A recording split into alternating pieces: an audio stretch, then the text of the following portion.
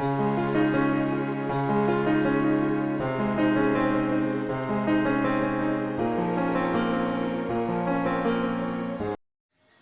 श्री राधे, जय श्री कृष्णा।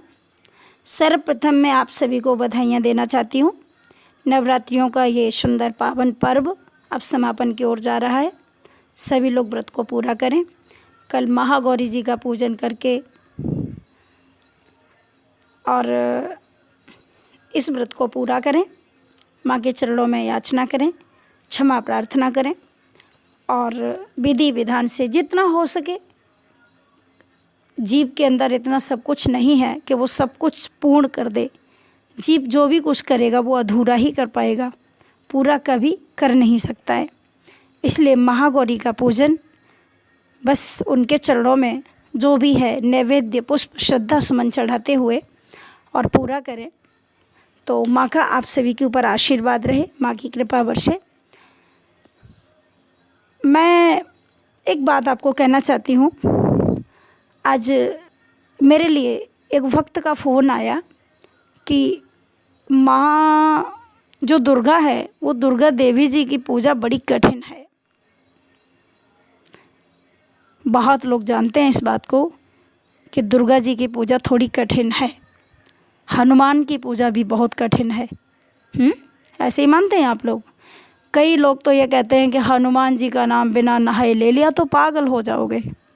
बहुत लोग इस प्रकार की अनर्गल बातें करते हैं।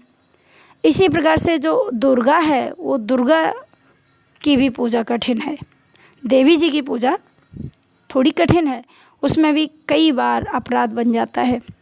हम लोग हवन करते हैं तो वो संविधा है, उसमें कोई जीव जंतु कहीं इधर उधर ज़रा हो जाएगा तो वो भी दिक्कत हो जाएगी।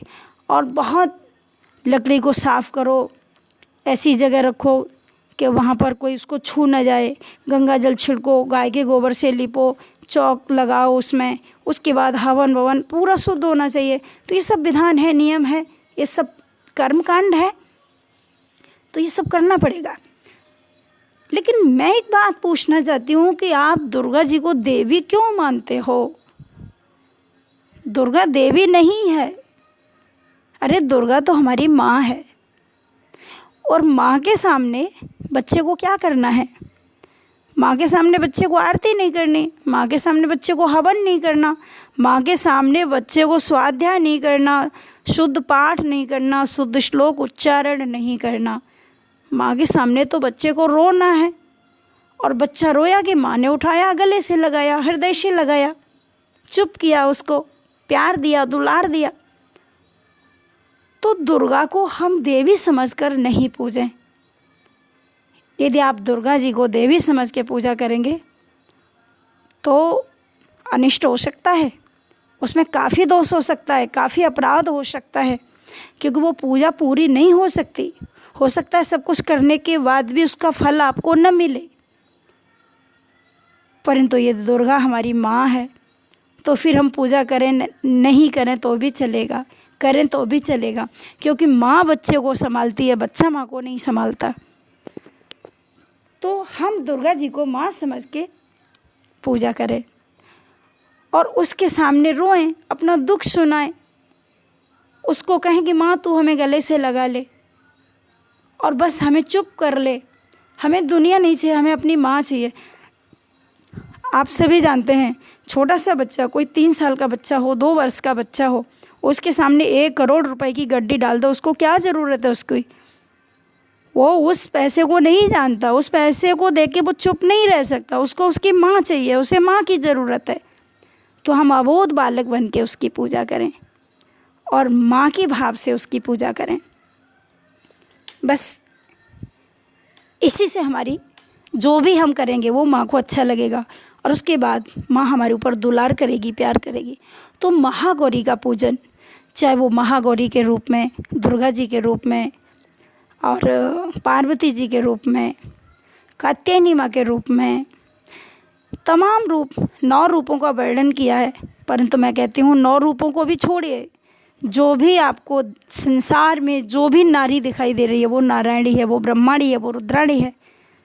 तो ऐसा भाव लेकर के जहाँ भी हमारी दुर्गा जी की मूर्ति है उसमें हमें माँ का दर्शन करना चाहिए। ये हमारी जननी है, हमें जन्म देने वाली, हमारा पालन करने वाली, हमें संभालने वाली है, क्योंकि माँ बच्चे को संभालती है। तो इस प्रकार का भाव रखेंगे तो माँ खुश होगी। तो मैं यही आशा करती हूँ कि आप दुर्गा जी को देवी मत समझिए। और मैं एक बात कहती हूँ, बहुत सारे प्रमाण भरे पड़े हैं, देवी संबोधन बहुत ज़्यादा श्रेष्ठ नहीं है। किसी भी नारी को आप देवी कह सकते हैं। दुनिया में जो भी आपको स्त्री दिखाई देती है आप उसको देवी कह सकते हैं। अरे शास्त्रों में प्रमाण भरे पड़े हैं, पति अपनी पत्नी को भी देवी कह सकता है, परंतु माँ नहीं कह सकता। माँ तो एक होती है बस, और वो है माँ। इसलिए हमें माँ के सामने रोना है, माँ के सामने अर्जी देनी है, माँ के सामने याचना करनी है, और माँ के सामने बस गिर जाना है। उठाने का काम उसका है, हमारा तो गिरने का काम है। ऐसा भाव लेकर के माँ की पूजा अर्चना करें और इस त्यौहार को पूर्ण करें। और इसके बाद बस मेरी यही शुभकामनाएं हैं कि माँ का आशीर्वाद रहे, माँ का दुलार रहे, माँ की गोद में हम सबको स्थान मिले, माँ का प्यार मिले। जय श्री राधे, जय श्री कृष्णा। इसी के साथ साथ जिन लोगों ने हमारा चैनल सब्सक्राइब नहीं किया है वो चैनल को सब्सक्राइब ज़रूर कर लें, लाइक करें, कमेंट करें और अपने प्रेमियों को, भक्तों को वीडियो शेयर करें। रोज़ हमारी वीडियो अपलोड होती है, आप ज़रूर घर बैठे सुनें। आप सभी को माता रानी का आशीर्वाद मिले। जय श्री राधे, जय श्री कृष्णा।